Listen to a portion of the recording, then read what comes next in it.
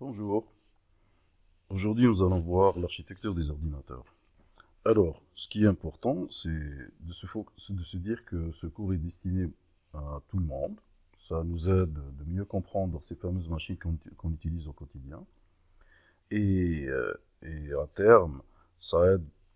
Ce cours est destiné aussi aux programmeurs informatiques qui veulent apprendre les rudiments de la programmation. Alors, on ne peut pas être bon programmeur sans bien comprendre au moins les grandes lignes de l'architecture de son ordinateur. Alors, commençons. Alors, on commence par les bases essentielles. Alors, l'architecture des ordinateurs relève un peu de la mécanique, je dirais, de l'électronique, du hardware en général, de tout ce qui est physique. Alors, il faut noter deux choses importantes. Ce sont les périphériques d'un ordinateur, son processeur et sa mémoire. Et ça, c'est la partie hardware, c'est la partie matérielle, si vous voulez. Il y a aussi la partie logicielle qui se résume à deux choses, qui sont le système d'exploitation et les applications que vous utilisez. Alors, ceci est la vue d'ensemble d'un ordinateur. Un ordinateur est constitué de ses composants. Et vous remarquez de façon très générale, il y a le processeur, la mémoire, l'horloge et l'ensemble des périphériques d'un ordinateur. C'est-à-dire l'écran, le clavier, la souris, le CD-ROM, le disque DVD-ROM, disque dur, imprimante, clé USB, port réseau, etc., etc., etc.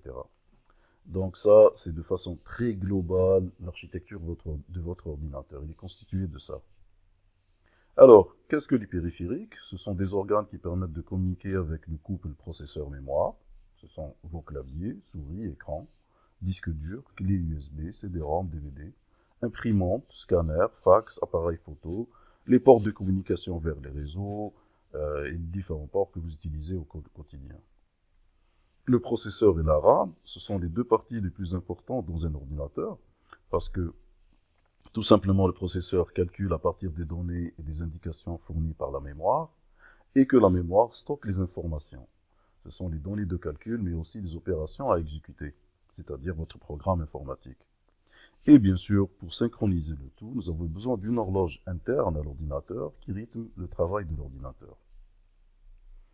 Les mémoires sont divisées en deux grandes familles. La mémoire centrale, ce qu'on appelle la mémoire vive, qui est un espace de travail rapide et fugace, et la mémoire de disque dur, mémoire disque, pardon, c'est-à-dire tout ce qui est espace de stockage, lente, mais qui est permanente. Alors, rapidité et volatilité pour la mémoire, et pour les mémoires centrales, la mémoire vive, ce qu'on appelle aussi la RAM, et pour les mémoires, pour les disques, pour ces mémoires, tout ce qui est mémoire disque, ce sont des mémoires qui sont lentes, mais tout ce que vous stockez dessus est stocké de façon permanente.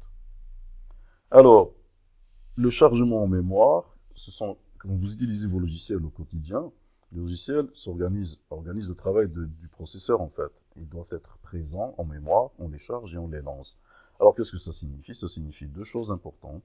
La première, c'est que vos programmes résident d'abord sur vos disques, mais s'exécutent à partir de la mémoire RAM, ce qu'on appelle la RAM. Et donc, pour ce faire, un programme, vos applications, vos programmes, c'est-à-dire Excel, Word, tout logiciel, votre navigateur Internet, tout ça doit être chargé d'abord en mémoire pour pouvoir s'exécuter. Donc, alors comment que ça se passe? Vos programmes résident sur le disque dur. On avait l'exemple du navigateur Firefox et de Word, votre traitement de texte. Et vous remarquez qu'en premier lieu, la première chose qui doit être chargée en mémoire, c'est votre système d'exploitation. Si vous êtes un utilisateur de Mac, c'est votre macOS. Si vous utilisez Windows, fort à parier que vous utilisez Windows. Et c'est le premier à être chargé en mémoire. On a très bien dit que tous les applications et programmes doivent être en mémoire pour pouvoir s'exécuter. Et donc, a priori, le premier à être en mémoire, c'est le système d'exploitation, c'est-à-dire votre fameux Windows, Mac, Linux, ou quel que soit le système d'exploitation que vous utilisez. Alors, pour ce faire, le système d'exploitation fait une copie de votre programme. Dans notre cas, c'est le programme Word, votre traitement de texte. Il le met en mémoire pour pouvoir s'exécuter, parce que c'est le seul moyen. Ainsi de suite, si vous commencez à ouvrir un document à partir de votre clé USB, qui elle se trouve sur un périphérique, ce qu'on appelle la clé USB ou le flash disk, ou ça dépend le nom. Ça peut être aussi un disque dur USB. Et à partir de là, il ouvre votre document qui lui aussi va se trouver en mémoire. Et on va commencer l'enregistrement du document. Et le document 1 va être au niveau de la mémoire. Alors, par la suite, qu'est-ce qui se passe? On doit enregistrer notre document. Alors, où est-ce qu'on l'enregistre? On peut l'enregistrer sur notre clé USB ou bien sur notre disque dur. C'est selon notre envie, mais l'essentiel, c'est que une fois, vous devez systématiquement sauvegarder votre travail dès que vous avez terminé le traitement de votre document Word et vous devez l'enregistrement sur votre clé USB pour l'avoir de façon permanente. Alors, quelles sont les conséquences pratiques? Tout ce qui est document en cours d'élaboration est en mémoire centrale et qui, elle, peut être effacée par l'extension de l'ordinateur. Donc, quelle est la bonne pratique quand vous utilisez l'ordinateur? C'est d'enregistrer systématiquement votre travail avec un nom explicite sur votre disque. Sauvegarder son travail toutes les minutes, c'est-à-dire dès qu'on interrompt la frappe de clavier. Garder bien sûr des copies de son travail sur différents supports, clé USB, disque dur, CD-RAM, carte mémoire, serveur, etc., etc. Et c'est le seul moyen d'avoir son travail qui est sauvegardé de façon permanente. Alors, il y a aussi une autre conséquence, c'est le fait que votre mémoire centrale, ou bien votre RAM, elle n'est pas illimitée. Elle a une limite. Et si vous mettez trop de logiciels qui sont chargés, trop de documents, eh bien, il y a ce qu'on appelle une saturation de la mémoire, c'est-à-dire qu'il n'y a pas assez d'espace dans la mémoire pour l'exécution de vos applications. Et donc, s'il y a trop de logiciels qui sont chargés, la solution est de quitter certains logiciels pour pouvoir travailler efficacement. Alors, quittez bien sûr ceux que vous n'utilisez pas et se focaliser sur un logiciel au moment de votre travail.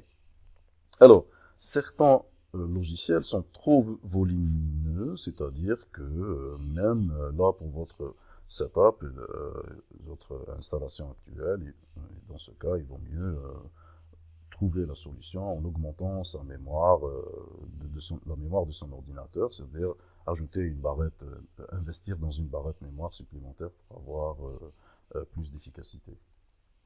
Alors, des chiffres maintenant. Alors, les unités de mesure de mémoire sont simples. Vous avez l'octet qui est l'unité de base, et il est composé de 8 bits, c'est-à-dire 8 comprendre 8 chiffres binaires, et qui est l'équivalent des caractères à peu près. Donc si vous avez 4 caractères, vous avez 4 octets, si vous en avez 50, vous avez 50 octets, etc., etc. Alors vous avez le kilo-octet, qui est égal à exactement 1024 octets. Alors en général, la conception que je vois en général autour de moi, que ce soit dans les collègues ou les professionnels de l'informatique, c'est qu'ils s'imaginent que le kilo est l'équivalent de 1000. Ce n'est pas tout à fait vrai. En informatique, le kilo-octet est exactement égal à 1024 octets. De la même manière, le mégaoctet, il est égal à 1024 kilooctets, le gigaoctet est égal à 1024 mégaoctets, et le téraoctet est égal à 1024 gigas. Alors, bien sûr, pour rapprocher un peu ça, on peut pas, il n'est pas exactement, par exemple, dans le cas du mégaoctet, il n'est pas exactement 1 million d'octets. Il se rapproche en fait du million d'octets, mais on parle de 1 million d'octets pour rapprocher l'information aux utilisateurs et à monsieur tout le monde. Donc, de la même manière, on a le giga qui est le milliard d'octets et le téraoctet qui est le 1000 milliards d'octets. Alors, certaines capacités typiques que l'on voit tous les jours, c'est la mémoire centrale ou la fameuse RAM. Elle varie de 512 à 4 gigas. Maintenant, on peut aller bien sûr beaucoup plus. On peut avoir des mémoires de 128 gigaoctets. On arrive même sur les data centers à des terras. Sur les disques, on a de 80 gigas à 1 Tera. On parle plutôt de péta à l'heure actuelle. On a des clés USB qui varient de 1 giga à 32 jusqu'à 128, même voire beaucoup plus. De la même manière, pour les CD qui eux ne changent pas, c'est des mémoires qui gardent leur forme, donc 700 mégas, DVD 4,7, etc. etc. Maintenant, pour les tailles typiques des logiciels, un logiciel varie d'un mégaoctet jusqu'à 1 giga, voire plusieurs gigas pour un jeu vidéo. Les textes varient, tout ce qui est document Office varie de 10 kg à 1 méga, voire plus. Et pour les vidéos, par contre, on va beaucoup plus de 1 méga à 10. Moi, je dirais beaucoup plus. Mais voilà. Donc, et bien sûr, la capture vidéo qui, elle, quand on fait de la capture à partir d'un périphérique vidéo, ça peut aller jusqu'à des centaines de gigas. Et bien sûr, la vitesse de l'horloge. L'horloge, c'est très important. Plus vous avez une vitesse d'horloge importante, mieux votre ordinateur fonctionne. Et elle est calculée en gigahertz, en général. Bon, je viens de l'époque où on avait des processeurs qui cadençaient à 100 mégas. Mais bon, je pense que là, aujourd'hui, on a vraiment des cadences infernales, je dirais, par rapport au début de l'informatique. Alors ceci, par exemple, est mon architecture. Alors j'ai un i5, il est cadencé à 2,3 Go, j'ai 4 Go de mémoire vive. J'ai un disque dur SSD de 120 et une carte graphique Intel HD. Et voilà, donc ça c'est le processeur. On a la RAM, 4 Go, disque dur SSD 120, la carte vidéo, elle est c'est une carte Intel, les ports USB, les interfaces modem, et enfin j'utilise Windows 10 comme système d'exploitation de tous les jours. Voilà.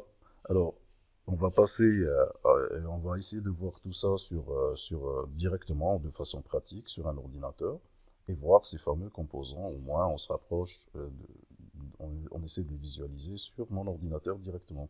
Donc, je vous dis à tout de suite.